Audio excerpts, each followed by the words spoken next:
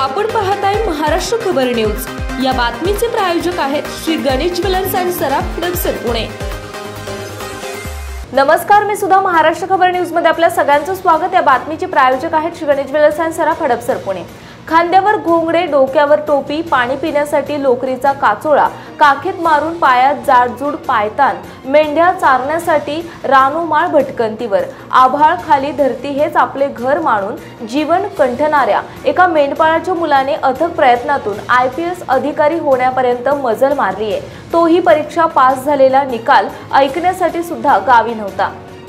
चक्क मेंढपाळ वस्तीत मेंढ्यांच्या केसांची कातरण करत असताना मित्रांचा फोन आला, अरे तू UPSC ची परीक्षा पास झालास, अभिनंदन।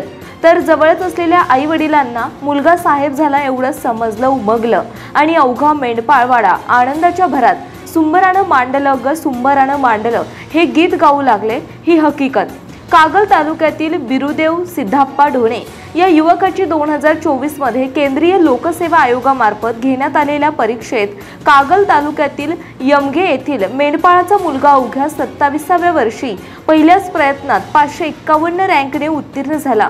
त्यामुळे बिरदेव हा कागल तालुक्यातील पहिला IPS अधिकारी झाला आहे। केंद्रीय लोकसेवा आयोगाच्या परीक्षेचा निकाल दुपारी जाहीर झाला।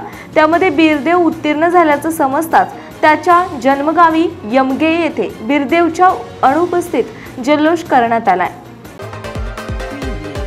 आपण पाहताय महाराष्ट्र खबर न्यूज।